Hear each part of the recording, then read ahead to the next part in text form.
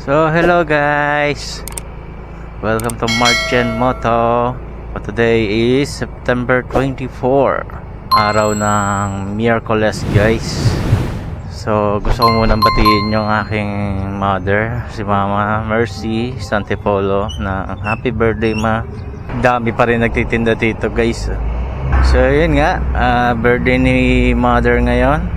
Pasensya na ma kung hindi pa kami makapunta-punta ni Jenny dyan, dahil hindi pa tayo pinapayagan mag-leave sa trabaho, at syempre wala pa tayong budget, at babawi na lang din ako pagpunta namin dyan.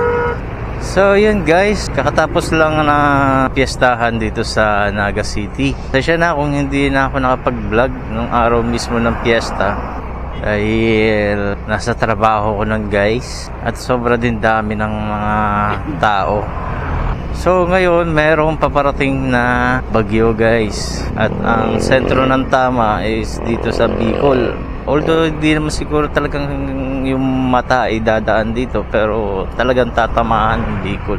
At ang landfall is Friday, so September 26 na yan. So, alam ko dadaan din to dyan sa Metro Manila, sa Antipolo, kaya ingat-ingat kayo dyan, lalo sa pamilya ko dyan sa Antipolo. Kila mama, ingat kayo dyan ma. Hindi pa naman sa ngayon kalakasan ang bagyo, pero habang alam ko kasi, habang nasa dagat kasi yung mga ganyang bagyo is lalo silang lumalakas bago mag landfall. So sana hindi na maulit yung panahon ng bagyong Christine na nagbaha dito sa syudad ng Naga, na maraming naabala, maraming naluging negosyo. Gumawa naman ng paraan ng gobyerno ng Naga na linisin yung mga baradong drainage system dito sa Naga, kaya kahit papano hindi na maulit yung ganong klaseng pagbaha.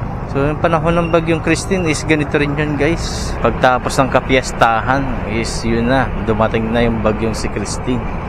Ganon din ito, pagtapos ng kapiestahan, yun naman ang parating na si bagyong Opong. So yun, ingat-ingat tayo mga guys, hindi lang dito sa Bicol kundi sa mga lugar na matatamaan ng bagyo.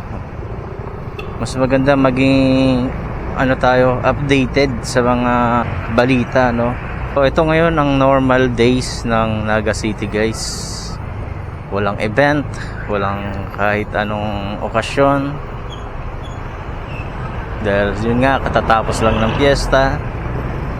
Back to normal life mga tao. Ayun, binabaklas na pala yung binabaklas na yung bubong binabaklas na nila yung bubong nitong stage, kasi may paparating ang bagyo. Delikado yan dahil lilipa rin ng hangin. Ayan. Normally kasi guys, ang stage ng plaza is dito, kaso ito ginagawa kasi yan, kasalukuyang ginagawa pa yan. Diyan talaga yung sineselebrate or ginaganap yung mga main event pag fiesta. So hopefully sana next year matapos na yung project na yan, para hindi na masyadong matraffic, at bukod doon hindi rin abala sa mga nagtatrabaho tulad sa akin na parte dyan sa may 13 Marquires. Maganda pa ang panahon, maaraw pa. Baka bukas or the next day is magsisimula ng pag-uulan-ulan. Ngayon matraffic pa rin, pero hindi na yung tulad nung panahon ng kapistahan. So akit kami dito guys sa may second floor ng market.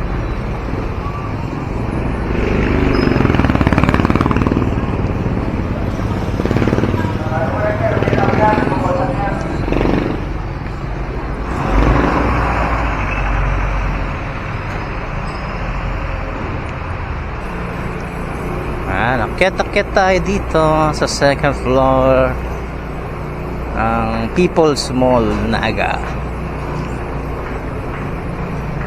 Ayan, may bantay oh. Hindi tayo makakapasok. Kaya antay na naman natin si Mrs. dito.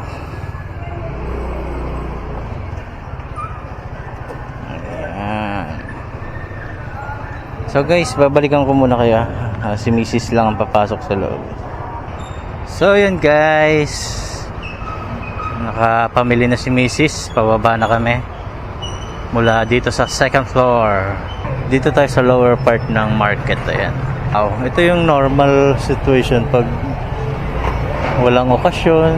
Ayan. Marami-rami na rin tao. Pero pag mga holiday or may mga special occasion dito sa Naga, sobrang daming tao dito. Sobrang traffic din. Napakalaki ng ano dito guys, napakalaki ng People's Mall Market. Ang tawag nila dito is People's Mall Market itong building na to. Yan o, tignan nyo, napakalaki niyan. Hanggang dun pa yan guys sa dulo. Sa pasyan, tapos hanggang dito rin. Hanggang sa dulo din yan, mga ano na yan. Matagal na tong market siguro na to. Baka ilang taon na rin siguro tong nakatayo. Kasi based sa mga nakikitang old pictures ng Naga, parang nandito na tong market na to eh. Kaya siguro baka panahon pa siguro to ng mga lola ng asawa ko, ganyan. At napakarami ding tricycle dito guys. Ang main transportation dito ng mga tao sa Naga is tricycle. Yan oh. Kung i-rate ko siya, baka nasa 80% tricycle lang nandito. 20% lang ang jeep. Kaya pwede na siguro bansagan tong Naga ng ano guys eh, tricycle capital of the Philippines. So yan guys, dito ko natatapusin tong short vlog. In-update ko lang kayo na tapos na ang piyesta dito sa Naga at ngayon naghahanda para sa isang paparating na bagyo ngayon darating na Biyernes. So ingat-ingat po tayo mga taga Nagueño, di lang Naga, lahat, buong Bicol, Camarines Sur, Camarines Norte. Ingat-ingat po, lalo na sa mga lugar na tatamaan ng bagyo. Ingat-ingat po tayo, maging handa. So ride safe guys, ingat kayo palagi sa biyahe. Peace out.